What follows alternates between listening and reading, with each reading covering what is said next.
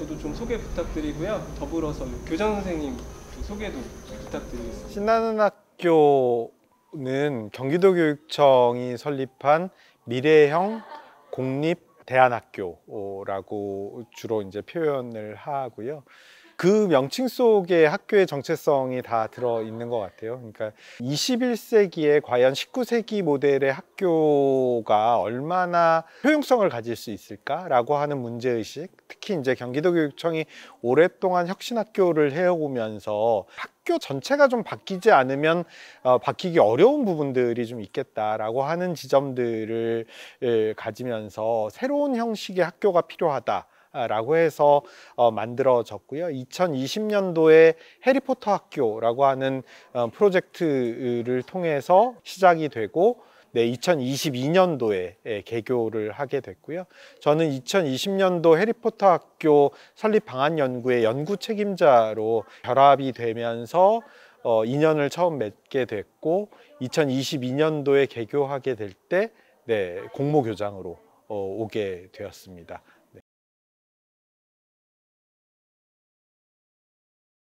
19세기 모델의 공교육 체제라고 하는 것이 산업사회에 필요한 인재들을 길러내기 위해서 산업사회가 필요로 한다라고 생각되는 지식들을 어떻게 하면 가장 효율적으로 전달할 수 있을까에 맞춰진 체제들 이죠. 그래서 산업사회가 얘기하는 분업화라든가 예를 들면 종을 쳐서 시간을 구분하는 것, 과목들을 세분화해서 나누는 것, 이런 것들이 사실은 산업사회의 논리를 따라서 구조화된 것들이거든요. 그래서 우리가 왜 흔히 얘기할 때 19세기 건물에서 20세기의 교사들이 21세기 아이들을 가르친다라고 하는 웃지 못할 농담들을 하게 되는 거잖아요.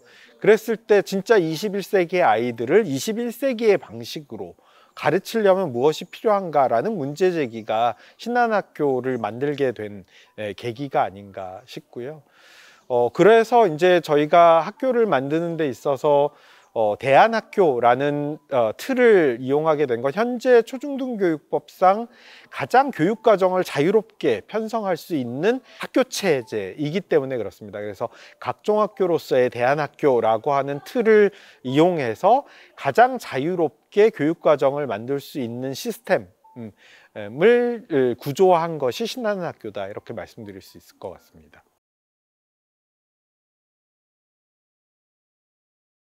신한학교를 얘기할 때 상당히 많이 그 무학년제라는 말에 꽂히게 되는데 오히려 그러다 보니까 좀 신한학교를 잘 이해하는데 오해들이 좀 생기게 되는 것 같아요. 신한학교는 무학년제 수업이 있기도 하지만 학년제로 이루어지는 수업들도 있고요. 또 저희가 나눠놓은 단계별로 진행되는 수업들이 있습니다. 그래서 6개 학년을 3개의 단계로 나누고 있고요. 어울림 단계, 한울림 단계, 새울림 단계라고 하는 3개의 단계로 나눠져 있고요. 그래서 각 단계별로 또 학년별로 심화하고 확장해 나가면서 배워야 되는 과정들이 있고, 그 다음에 이제 자기가 자기의 수업들을 스스로 기획하고 만드는 과정에 있어서 선배든 후배든 동기든 여러 사람들과 서로 영향력을 미치고 나누면서 수업들을 만들기도 하는 거여서 저희는 이걸 이제 시줄 날줄 시스템이라고 부르고 있고 직조형 교육과정이라는 표현을 씁니다. 그러니까 일반 학교 같은 경우에는 주어진 대로 배우는 수업이라고 한다면 신나는 학교는 자기가 자기의 교육과정을 짜 나간다라는 의미에서 직조한다라는 표현을 쓰는 거고, 그래서 학년과 그 단계가 시줄이라고 얘기한다면 자기가 스스로 무학년제로 여러 구성원들과 함께 나누는 수업들을 통해서 만드는 걸 날줄이고, 이 시줄과 날줄이 엮여서 한 사람의 교육과정을 만드는 거고, 그 한 사람 한 사람의 교육과정이 90개가 모여야 신나는 학교의 교육과정이 되는 거고 15명이 졸업하고 15명이 새로 들어오면 또 올해의 교육과정과 내년도의 교육과정이 달라지는 거죠. 그래서 신나는 학교는 고정되어 있는 학교가 아니라 계속해서 진화하는 학교다라는 이야기.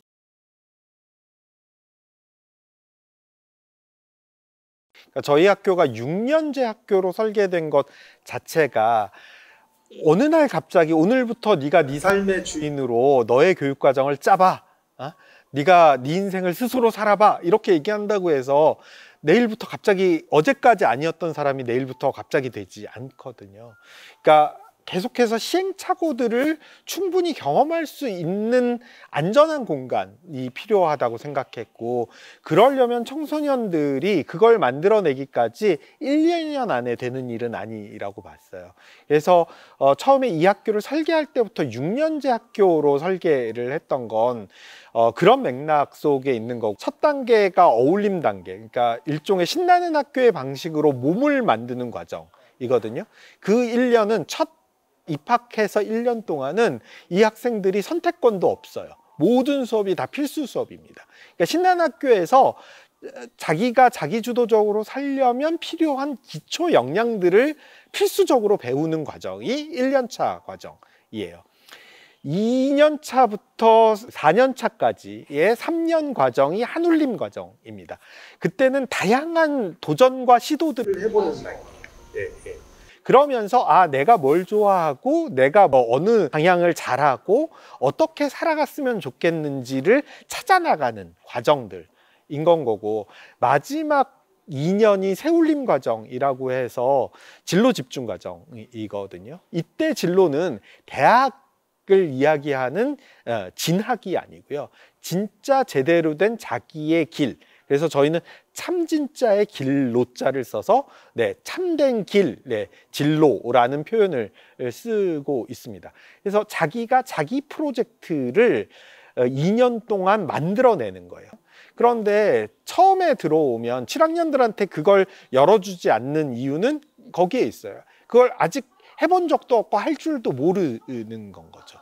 그래서 그걸 할 수 있는 기초 역량을 집중적으로 어울림 단계에서 닫고 나서 8학년이 되면 이제 처음 자기가 선택을 하는데 친구가 이 수업 듣자 그러니까 따라가고 처음에는 내가 뭘 좋아하는지도 모르고 이렇게 움직이다가 점점 내가 좋아하는 건 이거고 내가 잘하는 건 이거고 난 앞으로 어떻게 살아야 되겠구나로 이렇게 모아져 가는 과정들이 있는 거예요. 이게 1, 2년 안에 해결될 문제가 아니라고 생각해서 이 학교가 6년제 학교로 설계가 된 겁니다. 그러니까 이 학교에 적응하고 자리 잡고 도전하는 그 과정 자체가 사실은 6년간의 한 학생의 엄청난 프로젝트 학습인 건 거예요.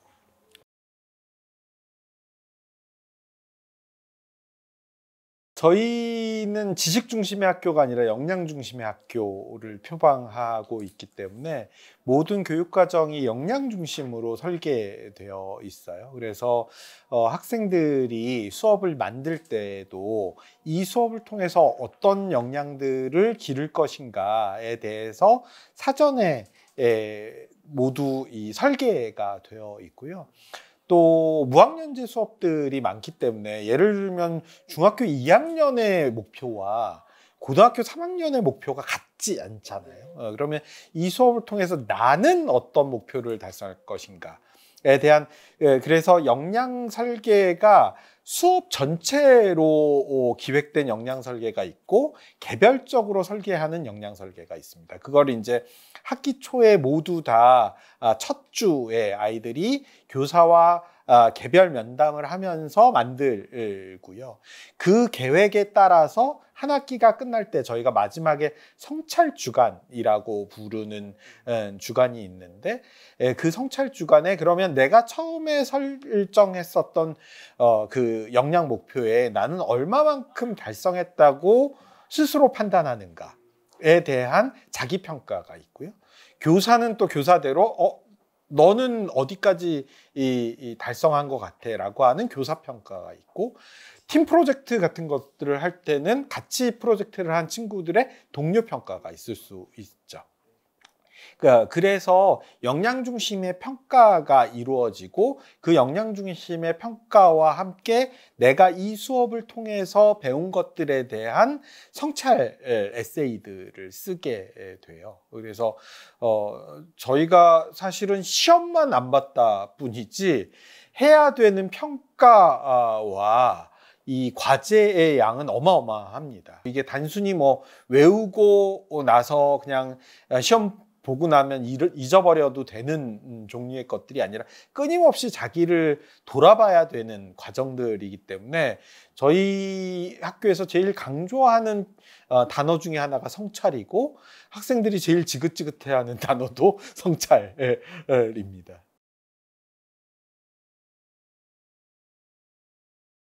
저희는 관계 중심의 학교를 굉장히 중요하게 생각하거든요.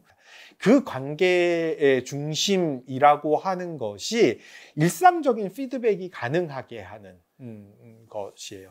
저는 교장이기도 하지만 수업을 하는 교사이기도 하거든요. 수업 시간에 제가 아이들과 직접 만나고 아이들과 계속 관계 맺고 아이들에게 계속 피드백하고 아이들의 생활들을 면밀하게 관찰할 수 있기 때문에 그런 관계가 가능해지는 것 같아요. 또 하나는 저희가 이제 짝쌤 제도라는 걸 가지고 있어요. 저희는 한 학년이 15명이지만 그 15명을 반으로 구별하지 않습니다. 선생님 한 분당 학생들 보통 한 3, 4명 정도씩의 멘토 멘티 구조로 되어 있습니다. 교사가 20명이고 학생이 90명이기 때문에 가능한 구조인 건 거죠. 그래서 멘토 선생님이 일주일의 시작을 같이 해주고요. 한 주의 마지막을 같이 해서 이 아이들에게 한 주일 동안 어떻게 살아갈 것인지 한 주를 어떻게 지내왔는지를 계속해서 계획하고 실행하고 평가하는 이런 구조 속에 있어요. 삶이 배움이고 생활 자체가 교육과정이라고 본다면 그 안에서의 평가와 피드백들이 일상적으로 이루어지는 건 거죠. 그리고 이제 또 하나는 저희가 아이대화라고 하는 시스템을 가지고 있는데 모든 교사들이 다 같이 모여서 아이 한 명을 놓고 이야기를 나눠요.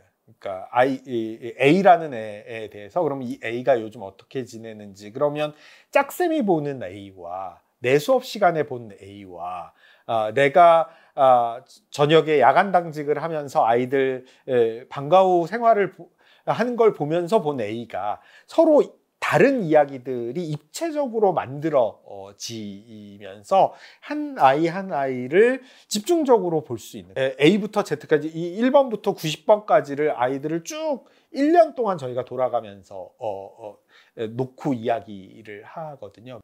그렇게 되면 그 아이의 단순히 시험 성적으로 아이를 평가하는 것이 아니라 아이의 생활에서부터 학습까지 모든 입체적인 그림들을 모든 교사가 함께 공유하고 일상적인 피드백들이 가능해지는 구조가 되는 거죠.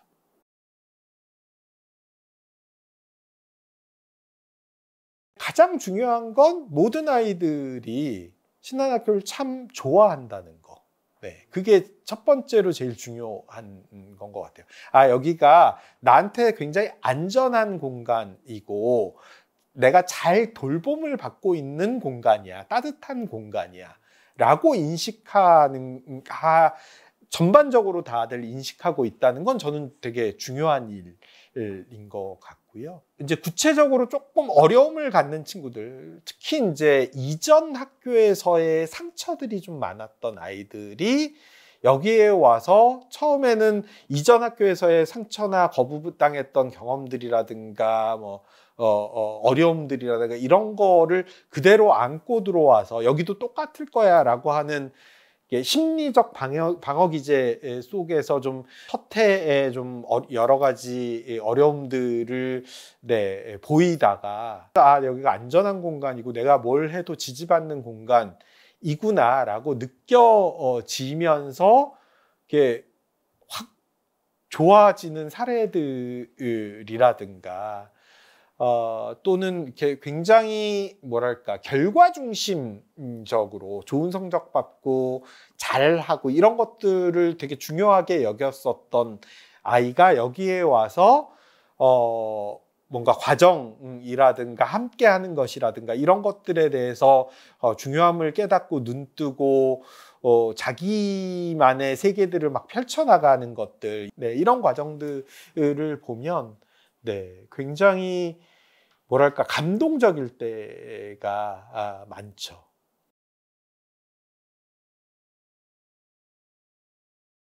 그래서 저희가 아이들과 같이 이 공동체에 대해서 굉장히 강조하고요.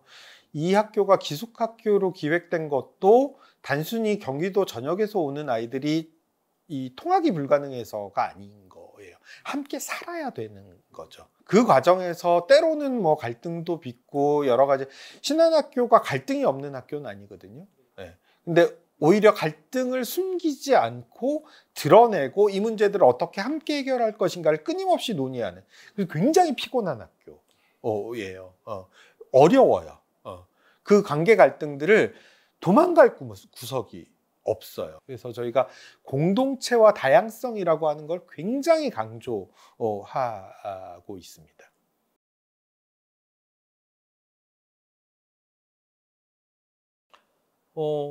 일단 저희 학교에 오시는 선생님들은 크게 보면 세 그룹으로 나눌 수 있을 것 같은데, 첫 번째는 자발적으로 오신 분. 그게 뭐 이제 그 초빙의 방식일 수도 있고, 저희가 초창기에는 공모를 하기도 했고요. 두 번째 그룹은 난데없이 여기 떨어지신 분들, 발령 나고 보니까 신나는 학교더라. 네, 이런 안 신나는 일이 하시는 경우가 있고요.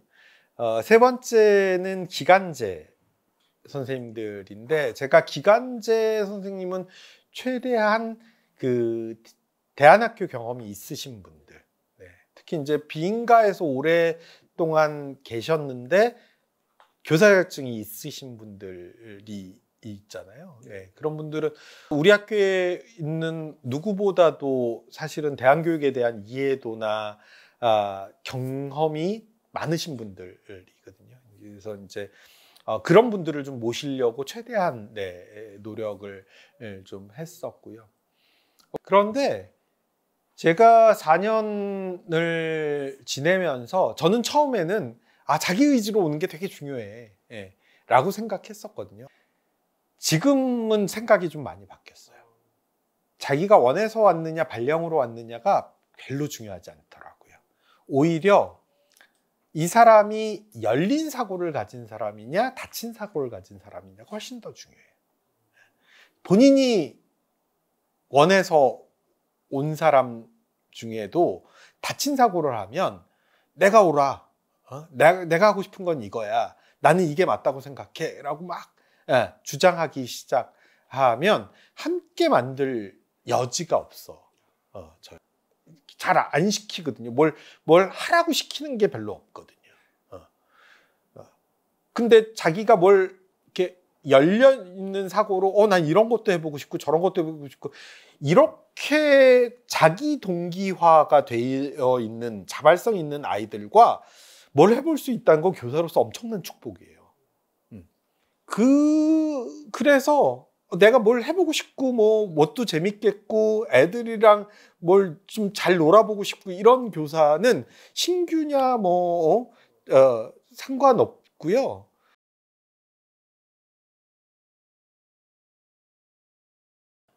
기본은 5년이고요. 네, 2년 있으면 내신을 내서 옮길 수 있어요.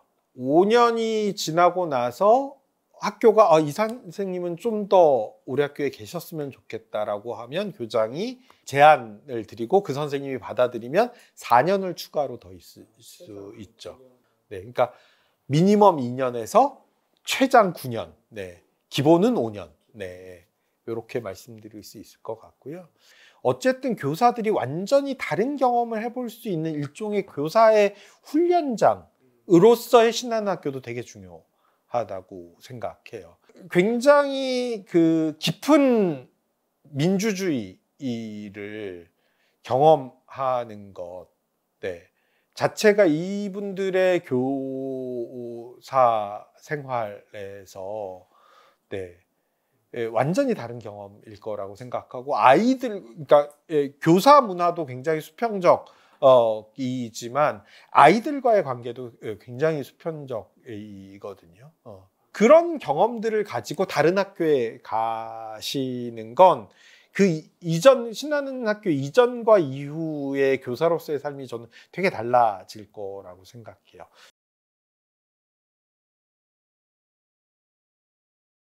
앞으로 제가 이제 100일 정도 남았거든요.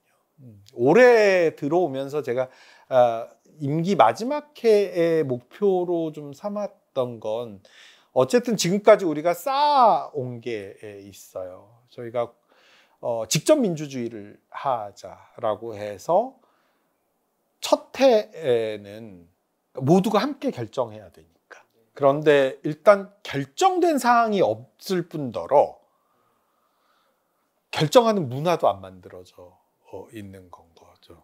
그래서 처음에는 정말 난장판도 이런 난장판이 없었어요. 1년차 때는.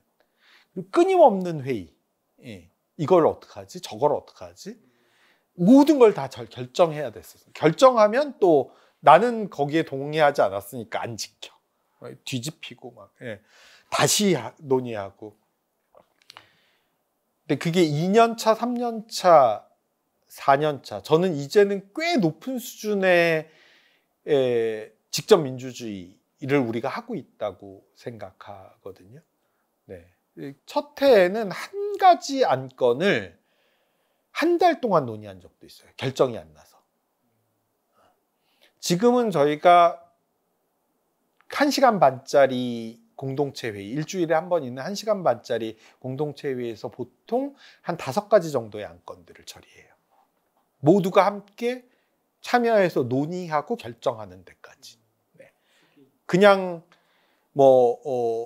안건 상정하고 투표하고 다수결로 끝이 아니라 진짜 깊이 있게 논의하고 소수 의견에 귀 기울이고 해서 결정하는데도 한 5개 정도가 90분 안에 해결이 나요. 저는 좀 자부심이 있어요. 이걸 해낸 것에 대한.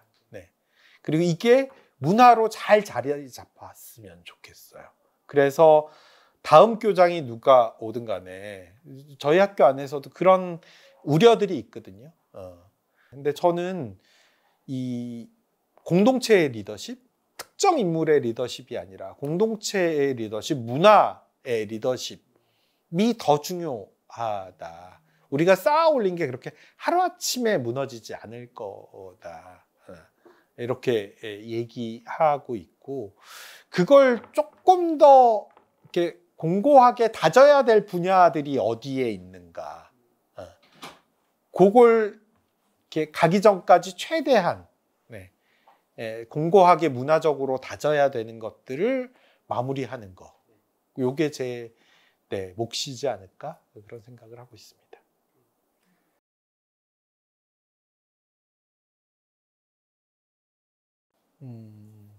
도전하시라.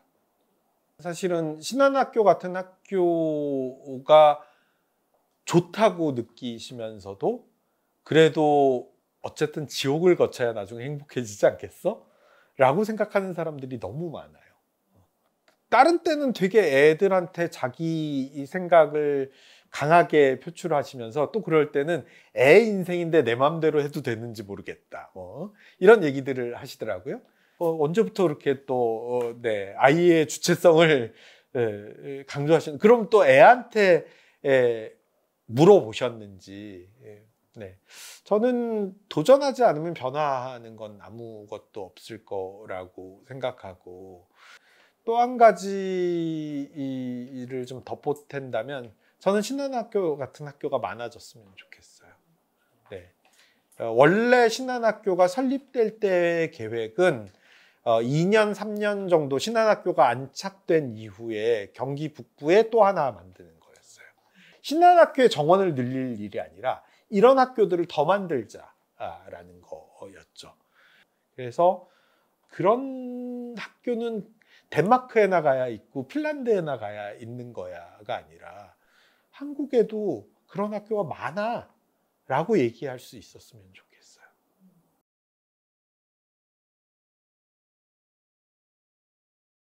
굳이 정리해서 얘기하라고 하시면 삶은 사는 거잖아요. 준비하는 게 아니고. 우리는 지금까지 교육을 끊임없이 준비하는 것이라고 생각해 왔던 것 같아요.